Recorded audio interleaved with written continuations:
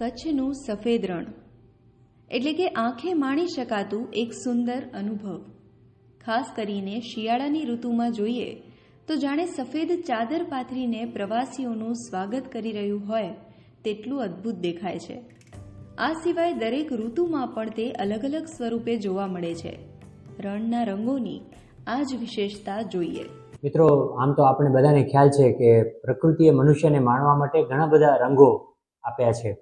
જેમ કે ક્યાંક ડુંગર છે, ક્યાંક દરિયો છે, ક્યાંક ઊંચા ઉત્તુંગ પહાડો છે, તો ક્યાંક ઘાસિયા મેદાનો છે, તો ક્યાંક જંગલો છે. પણ અમુક વિસ્તારો એવા હોય છે કે જે વિસ્તારોને ઘણી બધી ભેટ એકસાથે પ્રકૃતિ આપેલી હોય છે. અને કચ્છ જે છે આપણું, એ કચ્છ એવા એક વિસ્તારોમાંનું છે કે જ્યાં પ્રકૃતિએ ઘણા બધા રંગો પોતાના એક સાથે એક જ સ્થળે આપ્યા છે. તો જો વાત કરીએ તો કચ્છના મધ્ય ભાગની અંદર એક ડુંગરાળ આખી એક શ્રૃંખલા પણ છે ડુંગરોની. કચ્છ પાસે દરિયો પણ છે, વિશાળ દરિયાનો વિસ્તાર છે. તો એક તરફ બંનેના ઘાસિયા મેદાનો પણ છે. તો જ્યાં દરિયો પણ છે, જ્યાં ડુંગરો પણ છે, એવા સમયે કચ્છનું રણ જે છે એ બહુ અલાયદી ભેટ, આમ કહેવા જઈએ તો વિશ્વમાં બહુ ઓછા વિસ્તારોમાં જોવા મળે એવી ભેટ આ કચ્છને રણના સ્વરૂપે મળી છે. અને આ રણ એટલે આપણે એવો વિચાર આવે ઘણી વખત કે આ એક આમ જ્યાં એક રેતીના કે માટીના ઢેફાઓ હશે અને એની અંદર ઊંચા ટીલાઓ ઉપર લોકો ચાલતા હશે, જે આપણે જેસલમેરમાં જોતા હોય. પણ એવું નથી. કચ્છનું રણ એક બહુ વિશેષ નમકનું સફેદ રણ છે. અને આ વિશેષતાને કારણે જ એ વિશ્વની એક બહુ વિશિષ્ટ અજાયબી તરીકે ઉભરી આવ્યું છે. તો 27,000 સ્ક્વેર કિલોમીટરનું એક વિશાળ અફાટ મેદાન છે.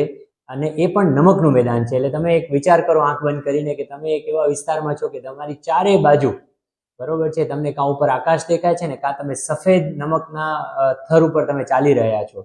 તો એવો આપણો આ વિશિષ્ટ કચ્છનું રણ. રણની કાંધી ઉપર આવેલા કાળા ડુંગર ઉપર, એટલે કે 1500 ફૂટ ઉપર તમે ઊભીને જ્યારે અફાટ રણને જોતા હો ત્યારે એનું સૌંદર્ય કંઈક અલગ જ હોય છે. અને કદાચ જીવનભર તમે એ આંખોમાં એ દ્રશ્યો જે છે એ તમારા તાજા રહી જતા હોય છે. તો એવું એક સુંદર મજાનું દ્રશ્ય પણ આપણને કાળા ડુંગરમાંથી જોવા મળે છે. દર વર્ષે શિયાળામાં લાખો પ્રવાસીઓ આ રણોત્સવની મુલાકાત લે છે.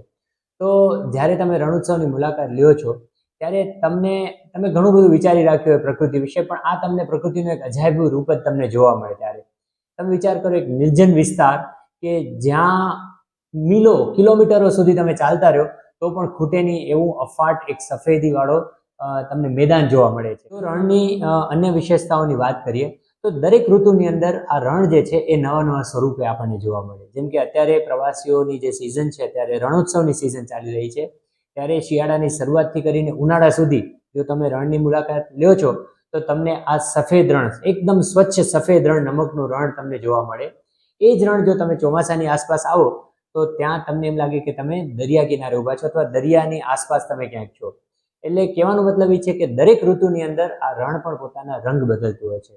તદુપરાંત રણની સવાર અને રાત પણ અલગ અલગ હોય છે. તમે સવારના આવો ત્યારે કે બપોરના ભાગમાં તમને એકદમ પ્રકાશિત ઝળહળતું તમને સફેદ રણ જોવા મળે. અને કદાચ એ વખતે જો ઠંડી છે તો તમને સારી એવી ઠંડી પણ જોવા મળે. પણ એ જ રણ જ્યારે રાત્રે આવીએ ત્યારે રાતની ચાંદનીમાં જાણે કેમ સફેદ ચાદર ઓઢી લીધી છે જમીન, અને એ પણ ઝગમગતી ચાદર. કારણ કે ચાંદનીને કારણે જે એ પ્રકાશ જે છે એ આખા રણમાં સફેદી પ્રકાશ સાથે જોવા મળતું હોય. તો ખાસ કરીને એટલા માટે પૂનમની રાત્રે રણનું એક વિશેષ મહત્વ થઈ જાય છે. એવા જ આ રણની અંદર આકાશ દર્શન પણ એટલું જ વિશિષ્ટ રીતે થાય છે. કારણ કે કિલોમીટરો સુધી કોઈ પણ પ્રકાશ, આર્ટિફિશિયલ લાઇટ્સ ન હોવાના કારણે અહીંયાના રણના આકાશનો નજારો પણ જે છે એ અદ્ભુત હોય છે. કચ્છનું રણ જે છે એને તમારે માણવું જ જોઈએ અને એક વખત તો જીવનમાં ચોક્કસથી આ લ્હાવો લેવો જ જોઈએ.